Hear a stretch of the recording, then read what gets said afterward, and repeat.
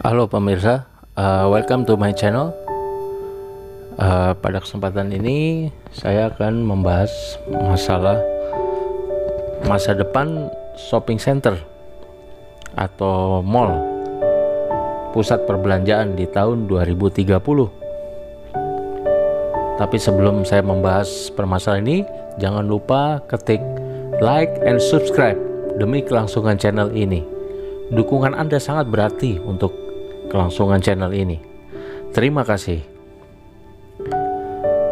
Jadi kita bahas bagaimana masa depan shopping center di tahun 2030 atau mall, atau biasa kita kenal dalam bahasa Indonesia adalah pusat perbelanjaan.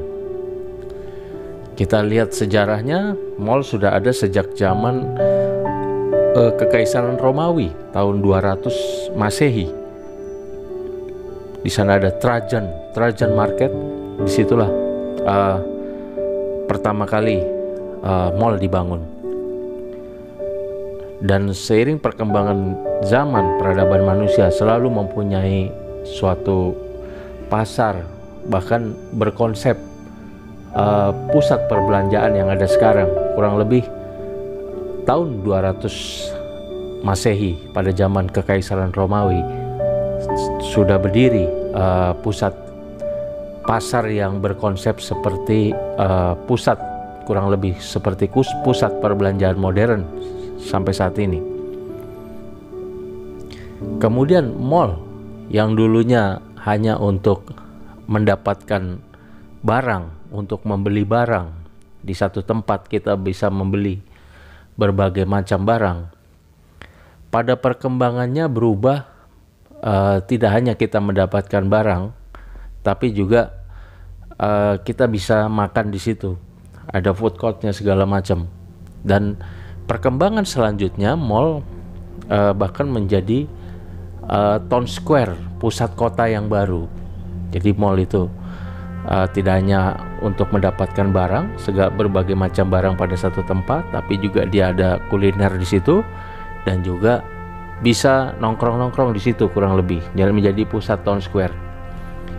Nah, yang perkembangannya sekarang saat ini mall tumbuh menjadi lebih tematis. Jadi lebih orang tidak puas dengan bisa mendapat barang. Sekarang kalau hanya jualan barang, kita bisa mendapatkannya secara online tentunya. Banyak juga yang bisa kita dapatkan dengan COD atau lain sebagainya. Tapi masyarakat meminta yang lebih dari mall itu, tidak hanya untuk mendapatkan barang saja, tapi tematisnya, suasananya, atau ada unsur rekreasinya seperti itu.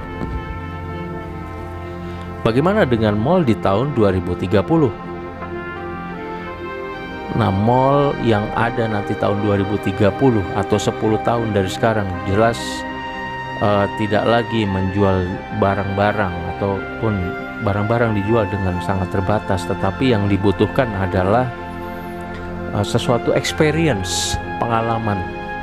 Dari konsumen menginginkan experience, kemudian yang lebih tematis. Nah, dalam hal ini mall di tahun 2030 beyond itu harus mempunyai desain arsitektur yang sangat sophisticated, yang desain adalah segala-galanya. Kemudian juga mall di tahun 2030 ini dia juga lebih terbuka terhadap masyarakat, terhadap community. Kita tahu mall dulu dan sekarang itu begitu tertutup, dia dalam satu kawasan, satu compound. Nah, di tahun 2030 mall ini akan lebih terbuka, akan lebih menyatu dengan komunitas. Jadi antara batas-batas town square, pusat kota dengan masyarakat dengan mall ini seakan-akan tidak ada batas-batas lagi, karena untuk memudahkan akses tadi. Yang pada zaman sekarang jelas mall itu ada pagarnya, ada ini. Nah, sekarang nanti lebih terbuka lagi. Ini saya dapat dari saya mempelajari tren-tren desain dan juga pendapat para ahli-ahli arsitektur, ya, bahwa nanti mall lebih terbuka lagi. Kemudian di samping lebih terbuka di dalam mall juga ada satu kawasan yang dikhususkan untuk e-commerce gitu. Apakah ini untuk mengambil barang ataupun untuk adminnya e-commerce dan lain sebagainya. Pokoknya ada satu departemen atau satu kawasan dari mall itu wajib nanti mempunyai e-commerce, karena ini memang tuntutan zaman, tuntutan dari masyarakat. Karena e-commerce pada tahun 2030 sudah sedemikian menggila, sudah menguasai seluruh sendi-sendi kehidupan. Namun demikian mall tetap diperlukan untuk sebagai experience tadi, dan juga untuk konsolidasi, untuk mengambil barang kadang-kadang dan lain sebagainya. Makanya ada satu seksi dalam mall itu yang nantinya ada area untuk e-commerce.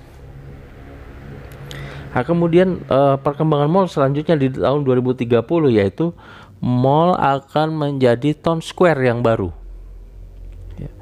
Akan menjadi town square atau pusat kota yang baru.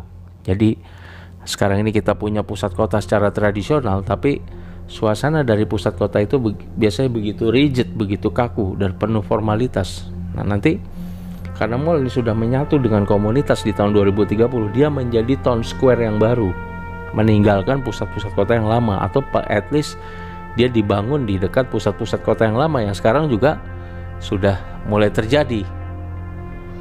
Jadi menggantikan pusat kota yang lama atau memang melengkapi dari pusat kota yang lama tersebut, menjadi mall ini town square yang baru, menjadi tempat orang-orang atau komunitas dari berbagai masyarakat campur baur berkumpul di situ, berkomunikasi, bersosialisasi di situ.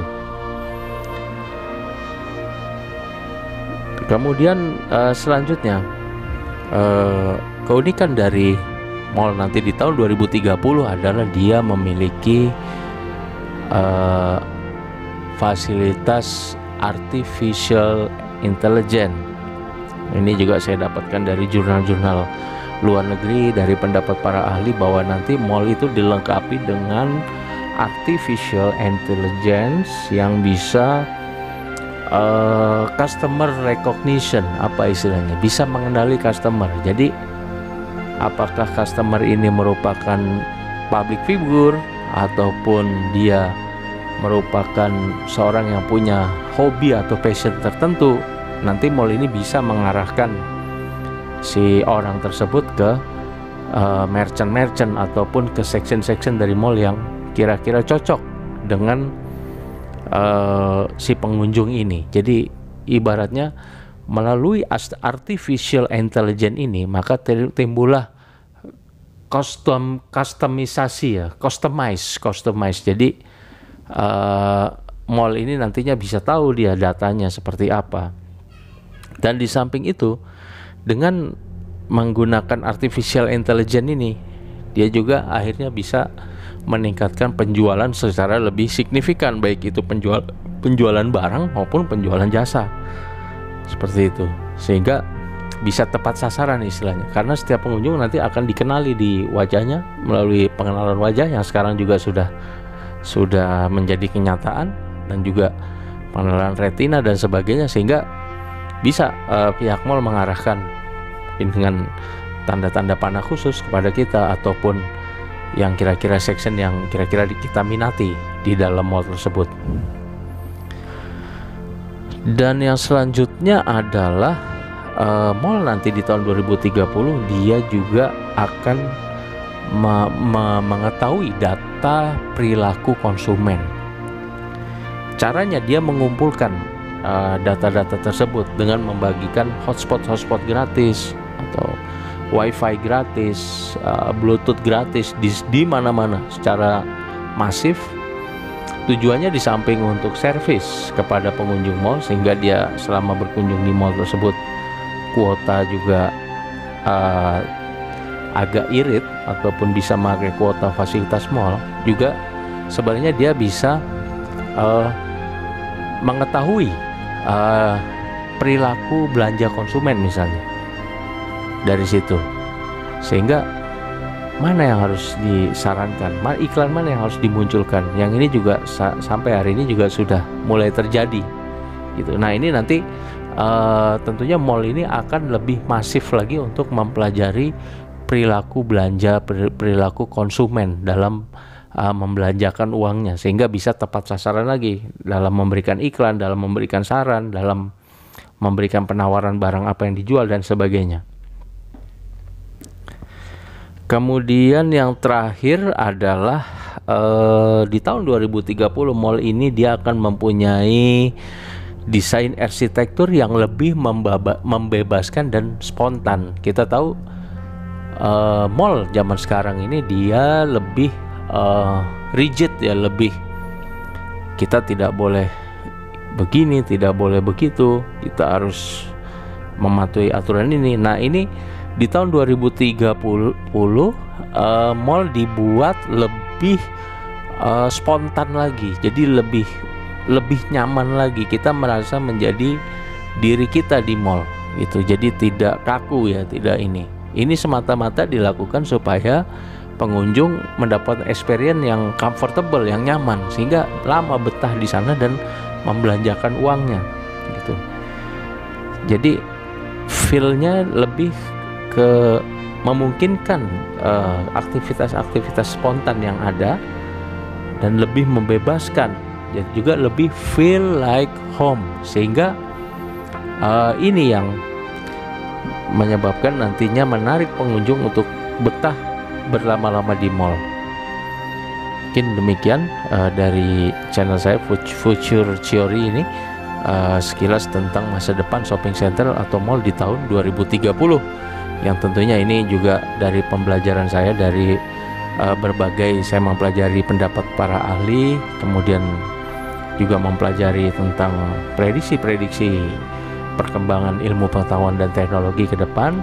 Jadi dan juga dari berbagai sumber, yang mana apabila pemirsa channel saya juga ada masukan, boleh ditambahkan di kolom komentar.